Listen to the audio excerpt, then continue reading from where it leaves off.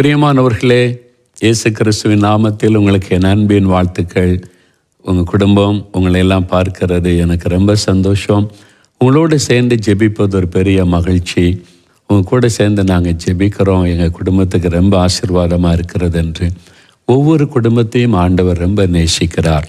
உங்கள் ஜெபத்தை அவர் எதிர்பார்த்து நிற்கிறார். நீங்கள் அதை மறந்துடாரு. உங்களை ஆசீர்வதிப்பது மாத்திரம் இல்லை, உங்கள் ஜெபம் இந்த தேசத்திற்கு தேவை. நீங்கள் ஒவ்வொருவரும் நீங்கள் கருத்தாக நம்முடைய தேசத்துக்காக எல்லாரும் ரட்சிக்கப்பட, தேசத்துக்குள்ளே சமாதான நன்மை எழுப்புதல் உண்டாக ஜெபித்தீங்கன்னா அது ஆண்டவருக்கு பெரிய சந்தோஷம். அப்போ ஆண்டவர் நம்மை ஆசீர்வதித்து சந்தோஷப்படுத்துகிறார்ல, அவரை நம்ம சந்தோஷப்படுத்தணும்ல, அதான் நம்முடைய ஜெபம். அதனால தான் எல்லாரும் நம்ம இணைந்து ஜெபிக்கணும். சரியா? இதெல்லாம் நீங்கள் மனதில் கொள்ள வேண்டும். நாம் ஆசீர்வதிக்கப்பட்டு சந்தோஷமாக இருப்பது மாத்திரம் இல்லை, நம்மை ஆசீர்வதிக்கிற தேவனை நாம் சந்தோஷப்படுத்த வேண்டும். எல்லா மக்களுக்காக ஜெபிப்பது அவருக்கு ஒரு பெரிய சந்தோஷம். நீங்கள் குடும்பமாக அவரை சந்தோஷப்படுத்தினா அவர் உங்களுடைய குடும்பத்தை ஆசீர்வதித்து சந்தோஷப்படுத்துவார். இதான் ரகசியம். நம்முடைய இரட்சகர் வர காத்திருக்கிறோம். அவர் வரப்போகிறார் திரும்பி நியாயாதிபதியாய். அவரை சந்திக்க தான் நம்ம இத்தனை பாடுபட்டு கொண்டு இருக்கிறோம். அதை தான் மனதில் வைத்து நம்ம வாழணும். எப்பவுமே இயேசு திரும்ப வரப்போகிறார். அவரை சந்திக்க ஆயத்தமாக இருக்கணும். இந்த சிந்தை எப்போதும் தேவ பிள்ளைகளுக்குள் இருக்கணும். உங்கள் குழந்தைகளுக்குள்ளும் அதை நீங்கள் சொல்லி கொடுக்கணும். இயேசு திரும்ப வரப்போகிறார், அதுக்கு ஆயத்தமாக இருக்கணும். சரியா? சரி, இப்போ ஆபிரகாமை குறித்து நாம் தொடர்ந்து தியானித்து வருகிறோம் இல்லை? ஆபிரகாம், ஈசாக்கு, யாக்கோபின் தேவனாகிய கர்த்தர். ஆண்டவரே தன்னை அறிமுகப்படுத்தும் போது இந்த 3 பரிசுத்தவான்களை குறித்து சொல்லுகிறார். அதனால தான் அவங்களுக்கு ஒரு ஆண்டவரே பெருமையாக சொல்கிறார், நான் ஆபிரகாமின் தேவன், ஈசாக்கின் தேவன், யாக்கோபின் தேவன் என்று. அதே ஆண்டவர் உங்களை பார்த்து சொல்லணும். உங்களை பார்த்து நான் டேவிட்டின் தேவன், நான் இந்த ஜேம்ஸின் தேவன், நான் உன்னுடைய தேவன் அப்படி சொல்லணும் இல்லை? அப்படிப்பட்ட ஒரு வாழ்க்கைக்கு நம்ம ஒப்பு கொடுக்கணும். நம்முடைய குடும்பத்தை பற்றி ஆண்டவர் சாட்சி கொடுக்கணும். சரியா? ஆபிரகாமை தேவன் எல்லா விதத்திலும் ஆசீர்வதித்தார்ல, அதே மாதிரி தான் அவங்களையும் ஆசீர்வதிக்க விரும்புகிறார். ஆவிக்குரிய வாழ்க்கையில், சரீரத்தில், உலக வாழ்க்கையில் குறைவில்லாமல் ஒரு பூரண ஆசீர்வாதத்தை கொடுக்க விரும்புகிறார். அதற்கு ஆபிரகாம் எப்படி வாழ்ந்தார் என்று சொல்லி தியானித்து கொண்டு வருகிறோம். அவருடைய விசுவாசம் அது மாத்திரமல்ல, மற்றவர்கள் மீது அவருக்கு இருந்த அக்கறை, அதை குறித்து தியானித்தோம். இன்னைக்கு இன்னொரு காரியத்தை குறித்த ஒரு காரியத்தை நம்ம பார்க்க போகிறோம்.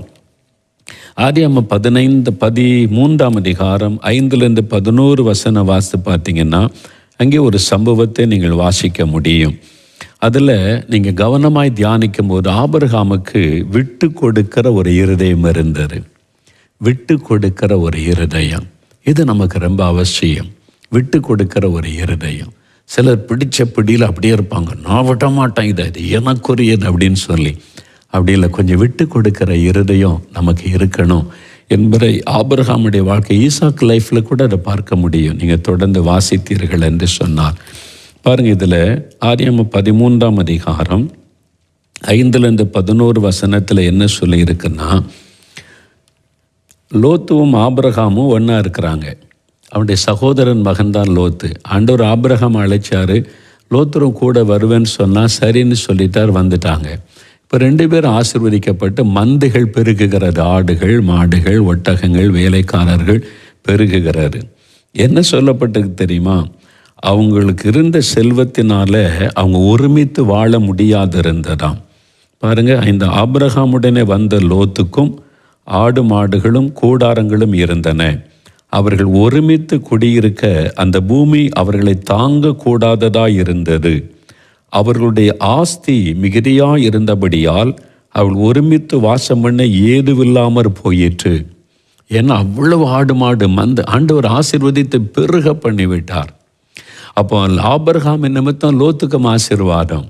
அப்போ 2 பேருடைய அந்த வேலைக்காரிகள் பந்தைகள் பெருகின உடனே ஒருமித்து வாழ முடியல. அந்த அளவுக்கு ஆசீர்வாதமா, கர்த்தருடைய ஆசீர்வாதம் வந்துட்டா அப்படிதான் அங்கே சேர்ந்து வாழ முடியாத அளவிற்கு பெருகி விட்டார். அப்போது வேலைக்காரர்களுக்கு பிரச்சனை வந்துட்டு, வேலைக்காரர்கள் ஒருத்தருக்கு லோத்தருடைய மேலே இருக்கிற ஆட்கள் நல்லா இருந்தாலும் கீழே பிரச்சனை வந்துடும்ல, அது மாதிரி ஒருத்தருக்கு வாக்குவாதம் பிரச்சனை வந்து விட்டார். அப்போ இந்த பிரச்சனை ஆபிரகாமிட்ட வந்த உடனே ஆபிரகாம் அறிந்து கொண்டார், நாளைக்கு நம்முடைய சகோதரருக்குள்ளே அன்பு பாதிக்கப்பட்டு விடக்கூடாது, பிரிவினை வந்துடக்கூடாது. இப்போ ஆசீர்வாதமாக சமாதானமாக இருக்கும்போதே பிரிந்து விடலாம் என்று ஆபிரகாமுக்கு ஒரு நல்ல ஆலோசனையை ஆண்டவர் கொடுக்கிறார். அதனால் லோத்தை அழைத்தவர் சொல்லுகிறார், லோத்து, உனக்கு ஆசீர்வாதம் பெருகிட்டு, எனக்கு மந்தை பெருகிட்டு, கீழே உள்ள வேலைக்காரங்க சண்டை போடுறதுனால நமக்குள்ள ஒரு அன்பு பாதிக்கப்பட்டு விடக்கூடாது. இப்போ பிரிந்து விட்டால் நல்லது. நீ கிழக்க போனால் நான் மேற்க போகிறேன், நீ வடக்க போனால் தெற்க போகிறேன், நீயே தெரிந்து கொள் எந்த இடத்துல நீ வாசம் பண்ண போகிறாய் என்று சொல்லி. ஆபிரகாம் நினச்சிருந்தா, நான் இந்த இடத்தெல்லாம் தெரிந்து கொண்டேன், இது செழிப்பான இடமா இருக்குது, இந்த இடத்துல நான் தான் உன்னை கூட்டிகிட்டு வந்தேன், இது எனக்குரியது, இங்கே இருப்பேன், நீ உனக்கு ஒரு இடத்தை தெரிந்தெடுத்து போய்விடு என்று சொல்லி இருக்கலாம். ஆபிரகாமுக்கு அந்த அதிகாரம் இருக்கிறது, அந்த உரிமையும் இருக்கிறது. ஆனால் ஆபிரகாம் என்ன சொல்றார் பாருங்க, 9ஆம் வசனம், இந்த தேசமெல்லாம் உனக்கு முன்பாக இருக்கிறது அல்லவா, நீ என்னை விட்டு பிரிந்து போகலாம், நீ இடதுபுறம் போனால் நான் வலதுபுறம் போகிறேன், நீ வலதுபுறம் போனால் நான் இடதுபுறம் போகிறேன் என்றான். அப்பொழுது லோத்து தன் கண்களை ஏறெடுத்து பார்த்து யோர்தான் நதிக்கு அருகான சமபூமி முழுவதும் நீர் வளம் பொறிந்தனதாயிருக்க கண்டான். கர்த்தர் சோதோமையும் கொமோராவையும் அழிக்க முன்னே சோவாருக்கு போகும் வழி மட்டும் அது கர்த்தருடைய தோட்டம் போலவும் எகிப்து தேசத்தை போலவும் இருந்தது, செழிப்பான ஒரு இடம். அப்பொழுது லோத்து யோர்தானுக்கு அருகான சமபூமி முழுவதையும் தெரிந்து கொண்டு கிழக்கே பிரயாணப்பட்டு போனான். இப்படி அவர்கள் ஒருவரை விட்டு ஒருவர் பிரிந்தார்கள். பாருங்க, ஆபிரகாம் தான் கூட்டிகிட்டு வந்தார். அதனால் ஆபிரகாம் சொல்லியிருக்கலாம், இது செழிப்பான பகுதி, யோர்தானுக்கு பகுதியில் எனக்கு ஆடு மாடுகள் இதெல்லாம் பெருகி இருக்கிறது, எனக்கு வசதி, நான் இந்த இடத்துல இருக்க போகிறேன், நீ பிரிஞ்சு உனக்கு பிரியமான இடத்துக்கு போ அப்படி சொல்லியிருக்கலாம். அப்படி சொல்லலை. அவன் என்ன சொல்கிறான் தெரியுமா, நீ தெரிந்து கொள், உனக்கு எது வசதியை தெரிந்து கொள், நீ இங்கே போனால் நான் அங்கே போகிறேன், முதல்ல நீ தெரிந்து கொள். விட்டு கொடுக்கிற ஒரு இருதயம். பார்த்தீங்களா, நம்மளாக இருந்தால் அப்படி செய்வோமா? ஒரு அண்ணன் தம்பிக்குள்ளே சேர்ந்து வாழ்ந்துட்டோம், நல்லா பிஸ்னஸ் பண்ணிட்டோம், செழிப்பாயிட்டு 4-5 கடை வந்துட்டு, வீடு வாங்கிட்டு, நிலம் வாங்கிட்டோம். உடனே என்ன பண்ணுவோம், இனிமேல் சேர்ந்து வாழ முடியாது, அடுத்த தலைமுறை வந்துட்டு பிரிச்சிருவோன்னு சொன்ன உடனே அன்றைக்கு ஆரம்பிக்கிற சண்டை 4 தலைமுறைக்கும் தொடரும். எத்தனை குடும்பம், கிறிஸ்துவ குடும்பத்தில் இந்த சொத்து தகராறுனால வந்த பிரச்சனை எத்தனை தலைமுறையாக தொடருது இல்லை? நீங்கள் யோசித்து பாருங்களேன். ஏன்னா இது எங்களுடைய பூர்வீக சொத்தை நான் விட மாட்டேன், நான் தானே சம்பாதிச்சேன், நான் தானே அதை ஸ்தாபித்தேன், நான் தானே இங்கே வந்தேன். ஆபிரகாம் சொல்லியிருக்கலாம், நான் தானே உன்னை கூட்டிகிட்டு வந்தேன், நான் தானே இடத்தை காமிச்சேன், கர்த்தர் தானே இந்த இடத்தை கொண்டு வந்தார், இதெல்லாம் கர்த்தர், இந்த செழிப்பான பகுதி எனக்குரியது, நீ வேறு இடம் தேடிக்க சொல்லியிருக்கலாம். லோத்து மறுக்க முடியாது, போயிருக்கத்தான் வேண்டும். ஆபிரகாம் அப்படி செய்யலை, விட்டு கொடுக்கிறான். நீ தெரிந்து கொள், என் சகோதரன், நீ உனக்கு என்ன வேணுமோ எடுத்துக்க, நான் அந்த அடுத்த பகுதிக்கு நான் போகிறேன். அவன் பார்க்குறான், கண்ணுக்கு செழிப்பாக இருக்குது, கர்த்தருடைய தோட்டம் போல இருந்துச்சான், எகிப்து தேசம் செழிப்பான தேசம், அந்த மாதிரி இருந்துச்சான். அந்த இடத்தை லோத்து தெரிந்து கொண்டான். வீட்டில் என்ன நடந்து யோசித்து பாருங்க. சாராள் சொல்லு, என்னங்க நீங்கள் எல்லாத்தையும் விட்டு கொடுத்துக்கிட்டே இருக்கிறீங்க, உங்கள் அண்ணன் மகனாக இருக்கலாம், அதுக்காக நம்ம தான் நாங்கள் கஷ்டப்பட்டு இந்த இடத்தை காமிச்சு கர்த்தர் கொண்டு வந்தார், இது கர்த்தர் கொடுத்த ஆசீர்வாதம் இல்லை, இதெல்லாம் விட்டுட்டு நீங்கள் போகணுன்னு சொல்கிறீங்க. வேலைக்காரங்க சொல்லியிருப்பாங்க, என்ன ஐயா நீங்கள் இப்படி பண்ணுறீங்க, இங்கே தானே செழிப்பு, நம்ம எங்கே போனால் நம்ம ஆடு மாடுகளுக்கு தண்ணி கிடைக்குமா என்று யாரும் பேசலை. ஆபிரகாம் என்ன முடிவெடுக்கிறாரோ சரியானதாக இருக்கும், பரவாயில்ல, விட்டு கொடுக்கட்டும். அங்கே சாராள் முறுமுறுத்திருந்தால் எழுதப்பட்டிருக்கும். பாருங்கள், யாருமே ஒன்றுமே சொல்ல. ஆபிரகாம் தேவனுடைய மனிதன், அவன் ஜெபம் பண்ணி தீர்மானம் எடுக்கட்டும். நிறைய குடும்பத்தில் இந்த பெண்கள் தலையிட்டு சமாதானத்தையே கெடுத்துருவாங்க. ஆண்கள் கூட விட்டு கொடுப்பாங்க, என் சகோதரன் தானே எடுத்துகிட்டு போட்டும் பரவாயில்ல அப்படின்னு சொல்லுவாங்க. ஆனால் பெண்கள் தூண்டிக்கிட்டே இருப்பாங்க, அவங்க குடும்பத்தவரை கூட்டிகிட்டு வந்துடுவாங்க. நீங்கள் சொல்லுங்கள், இவருக்கு ஒன்றும் தெரியல, ஏமாற்றிட்டு போயிடுவாங்க, இவர் ஏமாளி, ஆபிரகாமை ஏமாளி இல்லை. தேவன் ஆபிரகாமோடு இருக்கிறார். அந்த விட்டு கொடுக்கிற இருதயத்தினால தான் ஆபிரகாமை கர்த்தர் ஆசீர்வதித்தார். நீங்கள் அதை புரிந்து கொள்ளணும். அது ஏமாளித்தனம் அல்ல, விட்டு கொடுக்கிற ஒரு இருதயம், அதான் தேவனுடைய இருதயம். அதனால தேவன் உங்களை ஆசீர்வதிப்பார் என்கிற விசுவாசம் உங்களுக்கு இருக்க வேண்டும். இந்த சொத்துக்கள் அதல்ல, கர்த்தருடைய ஆசீர்வாதம் தான் நிரந்தரமானது என்பதை குறித்த விசுவாசம் உங்களுக்கு இருக்க வேண்டும். எனக்கு ஒரு குடும்பத்தில் நிறைய கிறிஸ்துவ குடும்பங்களை தெரியும். இந்த சொத்து பிரச்சனையினால பிரிந்து கிடக்கிற குடும்பங்கள், அண்ணன் தம்பிக்குள்ள அன்பற்ற தன்மைகள், கசப்புகள், இதெல்லாம் தெரியும். சில இடத்துல பெண்கள் நல்லா அது அவங்க தீர்மானம் எடுக்கட்டும், அண்ணன் தம்பி ஒருத்தருக்கு ஒருத்தர் என்ன விட்டு கூட செய்யட்டும்னு ஒதுங்கி இருந்துருவாங்க. நம்ம சமாதானமாக இருப்போம், அதை அண்ணன் தம்பி பார்த்துக்கிட்டோம், அவங்க பிரித்து கொள்ளட்டும்னு.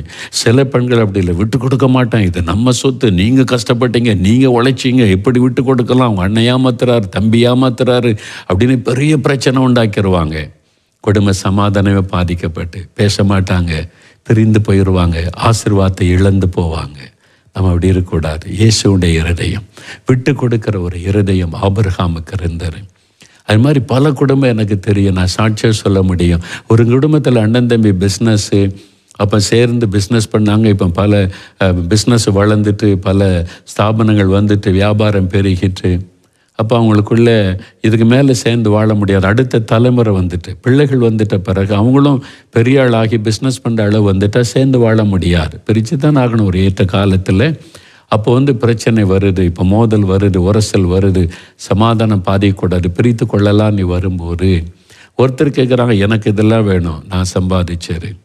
அப்போ நியாயமான பிரிவினை இல்லை, சரிசமமாக தானே பிரிக்கணும். 2 பேரும் உழைச்சிருக்கிறோம், 2 பேரும் கஷ்டப்பட்டோம், 2 பேரும் ராத்திரி பகலாக பிரயாசப்பட்ட சரிசமமாக பிரிக்கணும்ல. இல்லை எனக்கு இதெல்லாம் வேணும், இதெல்லாம் நான் உருவாக்குனது ஆரம்பத்தில், 2 பிள்ளைகள் இதை விடக்கூடாதுன்னு இருக்கிறாங்க. இந்த சகோதரர் பாருங்கள், தேவனுக்கு முன்பாக ஒப்புக்கொடு, சரி நீங்கள் என்ன எடுக்கணுமோ எடுத்துக்கொள்ளுங்க, எனக்கு கொடுக்கறத கொடுங்க, நான் சந்தோஷமாக ஏற்றுக்கொள்ளுகிறேன். அப்படி குடும்பத்தார் ஏற்றுக்கொண்டாங்க. சரி, சந்தோஷமாக என்ன தருவாங்களோ தரட்டும், அது கர்த்தர் நமக்கு ஆசீர்வதிப்பார், நம்மளை ஆசீர்வதிக்கிறவ கர்த்தர் என்று ஒப்பு கொடுத்து. அதனால் சகோதர அன்பு நிலைத்திருக்கிறது, குடும்பங்களுக்குள்ள அன்பு நிலைத்திருக்கிறது. பாருங்கள், அவங்க ஜெபம் பண்ணி ஆரம்பித்தாங்க, சின்னதை கர்த்தர் பல மடங்காய் பெருக பண்ணி விட்டார். எனக்கு தெரியும், நான் கண்கூட பார்க்கிறேன், பல மடங்காய் பெருக பண்ணி விட்டார். இன்றைக்கி அவங்கள்ட்ட கேட்கும், இந்த லாக்டவுன் காலத்தில் எப்படி இருக்கேன், பிஸ்னஸ் ஃபேக்ட்ரிலாம் மூடி கிடக்குது, வேலையெல்லாம் இல்லாமல் இருக்காங்கன்னா அவங்க சொல்கிறாங்க, எங்களுக்கு ஆள் போதாமல் புது ஆளையும் நாங்கள் எடுத்திருக்கிறோம், பிஸ்னஸ் பெருகி விட்டது, புதுசு வாகனம்லாம் வாங்கியிருக்கிறேன், என்னுடைய பிஸ்னஸின் எல்லை இந்த லாக்டவுன் காலத்தில் பெருகி விட்டார். அந்த நல்ல இருதயம் எனக்கு அவங்களை தெரியும். ஒரு விட்டு கொடுக்கிற இருதயம் இருந்ததுனால தேவன் இவளை பல மடங்காய் ஆசீர்வதித்திருக்கிறார், நஷ்டப்பட்டு போகலை. அதனால் விட்டு கொடுக்கறதுனால நீங்கள் குறைவுபட மாட்டீங்க, நீங்கள் இழந்து போக மாட்டீங்க. அறிந்து கொள்ளுங்க, ஆபிரகாம் விட்டு கொடுக்கிற இருதயம் உள்ளவராக இருந்தார். குடும்பங்கள் என்று வரும்போது விட்டு கொடுக்கிற இருதயம் இருக்கணும். பெண்கள் முக்கியமாக நீங்கள் விட்டு கொடுக்கணும். நீங்கள் சொல்லணும் ஆண்கள்கிட்ட, இதுக்கெல்லாம் சண்டை போடாதங்க, அண்ணன் தம்பி ஒரு சமாதானம் ரொம்ப முக்கியம், விட்டு கொடுத்துருங்க, உங்கள் தம்பி தானே, உங்கள் அண்ணன் தானே, உங்கள் உறவு தானே, இதை வச்சு ஒரு பிரச்சனை வேண்டாம், நமக்குள்ளே நம்ம குடும்பங்களில் சமாதானமாக இருப்போம். நல்ல இருதயத்தோடு சொல்லி பாருங்க, கர்த்தர் உங்களை ஆசீர்வதிப்பார். விடமாட்டேன், என் சொத்து, எங்கள் பரம்பரை சொத்து, எங்களுடைய தகப்பனார் சொத்து, நான் விடமாட்டேன், எனக்கு அப்படிலாம் வேண்டாம், கர்த்தர் உங்களை ஆசீர்வதிப்பார். ஆபிரகாம் விட்டு கொடுக்க காரணம் என்ன தெரியுமா? ஆபிரகாம் கர்த்தரை சார்ந்து கொண்டார். அதாவது கர்த்தர் தான் என்னை ஆசீர்வதிக்கிறவர் என்ற விசுவாசம் ஆபிரகாமுக்கு இருந்தது. இடத்தை வைத்தல்ல, சொத்தை வைத்தல்ல, என்னை ஆசீர்வதிக்கிற பரலோகத்தில் இருக்கிறார், என்னை ஆசீர்வதிப்பார். அவரால் இதை மாதிரி 10 மடங்கு எனக்கு தர முடியும், இந்த ஃபேக்ட்ரி மாதிரி 10 ஃபேக்ட்ரி எனக்கு தர முடியும், இந்த நிலத்தை மாதிரி 10 மடங்கு பெரிய நிலத்தை அவரால் எனக்கு தர முடியும். அந்த விசுவாசம், கர்த்தர் மேலே வைத்த அந்த விசுவாசம் தான் விட்டு கொடுக்க தூண்டினார். நீங்கள் ஆண்டவர் மேலே விசுவாசம் வச்சா ஈஸியாக விட்டு கொடுப்பீங்க. உங்கள் விசுவாசம் ஆண்டவர் மேலே இல்லை, நிலத்து மேலே, பொருள் மேலே இருக்கிறதுனால தான் உங்களுடைய இருதயம் கடினப்படுகிறது. கர்த்தர் மேலே விசுவாசம் வைக்க பழகுங்க. இதைத்தான் நீங்கள் பார்த்தீங்கன்னா ஆதியாகமம் 14ஆம் அதிகாரம் 21, 22 வசனத்தில் நீங்கள் பாருங்கள், ஆபிரகாமுடைய அடுத்த காரியத்தை நீங்கள் பார்க்கலாம். 14, 21, 22 நீங்கள் வாசித்து பார்க்கும்போது, அவனை சோதோம் கொமோரா ராஜாக்களை எல்லாம் அவங்க கொண்டு போன போது 4 ராஜாக்கள் அவங்க அடிமையாக கொண்டு போகப்பட்ட போது யுத்தம் பண்ணி எல்லாத்தையும் மீட்டு கொண்டு வருகிறான். சோதோம் கொமோரா ராஜா என்ன சொல்கிறான் தெரியுமா? நீங்கள் என்னை காப்பாற்றிட்டீங்க, உயிரையே காப்பாற்றிட்டீங்க, மக்களை மட்டும் என்கிட்ட கொடுங்க, பொருளெல்லாம் நீங்கள் எடுத்துக்கொள்ளுங்கன்னு சொல்கிறான். பெரிய செல்வம், தேசத்தின் செல்வம், ஒரு பெரிய பட்டணத்தின் செல்வம். அந்த ராஜா சொல்கிறான், நீ எடுத்துக்க. நீ ஆபிரகாம் சொன்னான், வேண்டாம், அதை நான் எடுக்க மாட்டேன். ரொம்ப அழகாய் சொல்லுகிறார். நீங்கள் பாருங்கள், அந்த 21, சோதோமின் ராஜா ஆபிரகாமை நோக்கி, ஜனங்களை எனக்கு தாரும், பொருட்களை நீர் எடுத்துக்கொள்ளும் என்றான். எல்லா செல்வத்தையும் எடுத்துக்கொள்ளுங்க, வெள்ளி பொன்னு மிருகங்கள் எல்லாம் ஒன்று எடுத்துக்கொள்ளுங்கன்னு சொல்லி. அதற்கு ஆபிரகாம் சோதோமின் ராஜாவை பார்த்து, ஆபிரகாமை ஐஸ்வர்யவான் ஆக்கினேன் என்று நீர் சொல்லாதபடிக்கு நான் ஒரு சரட்டையாகிலும் பாதரட்சியின் வாரையாகிலும் உமக்கு உண்டானவைகளில் யாதொன்றையாகிலும் எடுத்துக்கொள்ளேன் என்று வானத்தையும் பூமியையும் உண்டாக்கின உன்னதமான தேவனாகிய கர்த்தருக்கு நேராக என் கைகளை உயர்த்துகிறேன் என்றான். எவ்வளோ அருமையான ஒரு சாட்சி பார்த்தீங்களா? பிறருடைய பொருள் எனக்கு வேண்டாம். அவன் சொல்கிறான், நீ எடுத்துக்க எல்லா பொருளையும், நீ தான் என்னை காப்பாத்தின. இல்லை, அது ஒன்றே இருக்கட்டும், என்னை கர்த்தர் ஆசீர்வதிப்பார். நீ என்னை ஐஸ்வர்யவானாய் மாற்றிட்ட செய்தி எனக்கு வேண்டாம், கர்த்தர் தான் என்னை ஆசீர்வதித்தார்னு சொல்லணும். அந்த மாதிரி ஒரு இருதயம். பிரியமானவர்களே, நிறைய பேர் நம்ம கர்த்தர் மேலே விசுவாசம் வைத்து அவரை சார்ந்திருக்க பழக வேண்டும். நாங்கள் திருமணமாகி கூட்டு குடும்பத்தில் 5 வருஷம் இருந்தோம். என் மனைவி என் பெற்றோரோட 5 வருஷம். அவங்கெல்லாம் இந்துக்கள். அந்த நாட்களில் இந்து காரியங்கள் தான் செய்து கொண்டிருந்தாங்க. நான் என் மனைவி மட்டும்தான் கிறிஸ்தவர்கள். அதே வீட்டுக்குள்ளே 5 வருஷம் என் மனைவி கூட்டு குடும்பத்தோடு சந்தோஷமாக சமாதானமாக இருந்து 5 வருஷத்துக்கு அப்புறம் தான் நாங்கள் தேவனுடைய வீட்டில் ஒரு சின்ன வீடு கட்டி தனி கொடுத்தனமாக இங்கே அந்த ஊழியத்தின் நிமித்தம் நாங்கள் வந்தோம். என் பெற்றோர் என் சகோதரனுடைய குடும்பத்தோடு இருந்தாங்க, பாதுகாப்பாக ஆசீர்வாதமாக இருந்தாங்க. அவனுடைய சம்மதத்தோடு தான் நாங்கள் வந்தோம். நான் வரும்போது என் மனைவிகிட்ட சொன்னேன், நம்ம ஒரு புது வீட்டுக்கு கொடுத்தன வருகிறோம். உங்கள் வீட்டில் இருந்தோ எங்கள் வீட்டில் இருந்தோ எந்த பொருளும் நமக்கு வேண்டாம். இந்த வீட்டில் நமக்கு எந்த பொருள், ஒரு சேரானா கூட அது கர்த்தர் கொடுத்ததாக இருக்கணும். அதனால் உங்கள் வீட்டிலேருந்து எனக்கு வேண்டாம், நம்ம வீட்டில் எங்கள் வீட்டிலேருந்து வேண்டாம், அவங்க கொடுத்தா கூட வேண்டான்னு சொல்லிடுவோம். நமக்கு இந்த வீட்டுக்குள்ளே உள்ள எல்லாமே கர்த்தர் கொடுத்ததாக இருக்கணும். சின்ன சின்ன காரியமாக கர்த்தரிடத்தில் கேட்டு பெற்றுக்கொள்வோம் என்று சொல்லி என் மனைவியின் தீர்மானம் பண்ண சொல்லிவிட்டால் அப்படியே நம்ம செய்யலான்னு 2 பேரும் ஜெபம் பண்ணி கர்த்தர் கொடுத்த சின்ன சின்ன பொருட்களோடு அந்த வீட்டுக்கு நாங்கள் வந்தோம். நாங்கள் சொல்லிவிட்டு எங்களுக்கு யாரும் ஒன்றும் தர வேண்டாம், கர்த்தர் எங்களை ஆசீர்வதிக்கிறவர். எங்கள் வீட்டில் எந்த பொருள் இருந்தாலும் இது கர்த்தர் கொடுத்ததுன்னு சொல்லணும். இது மாமியார் வீட்டிலேருந்து வந்துச்சு, எங்கள் அப்பா அம்மா கொடுத்தாங்க அப்படி சொல்கிறத நான் விரும்பவில்லை. இது கர்த்தர் கொடுத்தது, கர்த்தர் தந்தார். ஒரு சின்ன சேராக இருந்தால் கூட கர்த்தர் தந்தார். இந்த கட்டில் கர்த்தர் எங்களுக்கு கொடுத்தார், இந்த பீரோ கர்த்தர் கொடுத்தான்னு சொல்லணும். அந்த தீர்மானத்தோடு ஜெபித்தோம். கர்த்தர் இன்றைக்கு எங்களை ஒரு குறைவில்லாமல் வைத்திருக்கிறார். ஒருவரும் எங்களுக்கு நான் கொடுத்த மோகன்லாஸ் இப்படி ஆனார்னு சொல்ல முடியாது. கர்த்தர் கொடுத்த ஆசீர்வாதம். உங்கள் மாமனார் வீட்டிலேருந்து எதிர்பார்க்காதங்க, பெற்றோட்டத்திலேருந்து எதிர்பார்க்காதங்க. அவங்க ஏன் தரல, அவங்க ஏன் கொடுக்கலை, அங்கேருந்து என்ன வாங்கலாம், வேண்டாம். கர்த்தரை நோக்கி பாருங்கள், அவர் தருவார். உங்களுக்கு தரமாட்டாரா? உங்களை குறை வச்சிருவாரா? உங்களை ஆசீர்வதிக்க மாட்டாரா? அவர் மேலே விசுவாசம் வைங்க. சின்னதாக இருந்தாலும் பெருசானாலும் கர்த்தர் தந்ததாக இருக்கட்டும்னு சொல்லுங்கள். இந்த கார் யார் கொடுத்தாங்க? மாமனார் வீட்டிலேருந்து வந்துச்சு. மரியாதையாக இருக்காது? இது யாருங்க? கர்த்தர் கொடுத்தாருங்க எங்களுக்கு. சொல்லி பாருங்கள், எவ்வளோ சந்தோஷம் அதில். இந்த பீரோ மாமனார் வீட்டிலேருந்து வந்துச்சு. நீங்கள் சொல்லும்போது உங்களுக்கு உள்ளுக்குள்ள ஒரு வருத்தம் இருக்கும். இது கர்த்தர் கொடுத்தாரு எங்களுக்கு, இந்த வீட்டில் இருக்கிற எல்லாமே கர்த்தர் கொடுத்தாரு, அவர் எங்கள் தேவன், அவர் எங்களை ஆசீர்வதித்துக்காக சொல்லி பாருங்கள். அதில் எவ்வளோ ஒரு சந்தோஷம் இருக்குது தெரியுமா? தேவன் மகிழுவார். மனிதனை நம்பி வாழாதங்க. மனிதரிடத்துலேருந்து ஏதாவது கிடைக்குமான்னு சொல்லி நச்சரிக்காதங்க. அதை தாங்க இது தாங்க, உன் வீட்டிலேருந்து இது கொண்டு வா அது கொண்டு வா நீ மனைவி கிட்ட சொல்லாதங்க. அது ஒரு அவமானம். கர்த்தரிடத்தில் கேளுங்க, உங்களுக்கு தரமாட்டாரா? அந்த மாதிரி ஆபிரகாமை போல கர்த்தரை சார்ந்து விசுவாசித்து பழகணும். அப்படி வந்துட்டா சுலபமாக நீங்கள் விட்டு கொடுப்பீங்க. அந்த மாதிரி ஒரு இருதயம் நமக்கு இருக்கணும். ஆபிரகாமுக்குள்ளே அந்த விட்டு கொடுக்கிற இருதயம் இருந்ததுனால சகோதரனோட ஒரு சமாதானமாய் வாழ்ந்தார். நீங்கள் விட்டு கொடுக்காதனால 4 தலைமுறைக்கு சண்டை நடக்கிறது. உங்கள் அப்பா அம்மா உடைய முன்னோர் விட்டு கொடுக்காதனால இன்னைக்கு குடும்பங்கள் பிரிந்து கிடக்கிறாரு, தலைமுறையாய் பிரிந்து கிடக்கிறாரு. எத்தனை வருஷமாக ஒருத்தருக்கு ஒருத்தர் பேசாதபடி சொத்து தகராறு, நில தகராறு, இட தகராறு, பணத்தின் காரியமாய். வேண்டாம், விட்டு கொடுங்க. ஆபிரகாமை போல கர்த்தர் உங்கள் குடும்ப ஆசீர்வாதமாக இருக்கும். நம்ம ஜெபிக்கலாமா? முழங்கால் படியிட்டு ஆண்டவரிடத்தில் சொல்லுங்கள், ஆண்டவரே விட்டு கொடுக்காம சொத்துக்காக பணத்துக்காக சண்டை போட்டு அன்பை இழந்துட்டோம், நாங்கள் ஐக்கியத்தை இழந்துட்டோம், அந்த பாவத்தை மன்னியும்னு ஆண்டவரிடத்தில் சொல்லுங்கள். விட்டு கொடுக்க நான் ஆயத்தமாக இருக்கிறேன்னு சொல்லுங்கள். நான் எதுவுமே அடுத்த வீட்டிலேருந்து எனக்கு கிடைக்கணும், எங்கள் அப்பா அம்மா என் மாமனார் மாமியார் அவங்க தந்தா என்ன, இந்த சிந்தையே எனக்கு இருக்கக்கூடாது, நான் வாங்கக்கூடாது, நீங்கள் தான் எனக்கு எல்லாம். அவரை சார்ந்து கொள்ளுங்கள், அழகாய் நடத்துவார், குறைவில்லாமல் நடத்துவார். நாங்கள் ஒரு பொருள் கூட எங்கள் வீட்டிலேருந்து எடுக்காமல் அந்த வீட்டுக்கு குடி வந்தோம். அந்த நாளில் ஒரு பொருளும் வீட்டில் இல்லை தான். ஆனால் இன்றைக்கி பாருங்கள், வைக்க இடம் கிடையாது. நாங்கள் நிறைய பேர் கொடுத்து கொண்டே இருக்கும்படி தான் கர்த்தர் நிறைவாய் ஆசீர்வதித்திருக்கிறார். அவரை சார்ந்து கொள்ளுங்க. அவர் தான் எங்களுடைய நம்பிக்கை. அவரிடத்துலேருந்து தான் எனக்கு ஆசீர்வாதம் வரணும், எனக்குள்ள எல்லாமே எனக்கு ஆண்டவர் கொடுத்ததுன்னு சொல்லணும் அப்படின்னு சொல்லி ஒரு வாழ்க்கைக்கு ஒப்பு கொடுங்க. நீங்கள் ஆசீர்வாதமாக இருப்பீங்க. ஆபிரகாமை போல நம்ம ஜெபிக்கலாமா? ஆண்டவரிடத்தில் ஜெபிக்கலாம். தகப்பனே, ஆபிரகாமுடைய வாழ்க்கைக்காக உம்மை துதிக்கிறோம். நீர் ஆசீர்வதித்த ஒரு தேவ மனிதர், விட்டு கொடுக்கிற ஒரு இருதயம் எனக்கு வேணும், எங்களுக்கு வேண்டும். இந்த பிடிவாதம் வேண்டாம். சொத்துக்காக சண்டை, பணத்துக்காக சண்டை, பொருளுக்காக சண்டை, அதனால உண்டான பிரிவினை, இந்த பாவங்களை மன்னியும். அதற்கு நான் இடம் கொடுத்த தவறை எனக்கு மன்னியும்.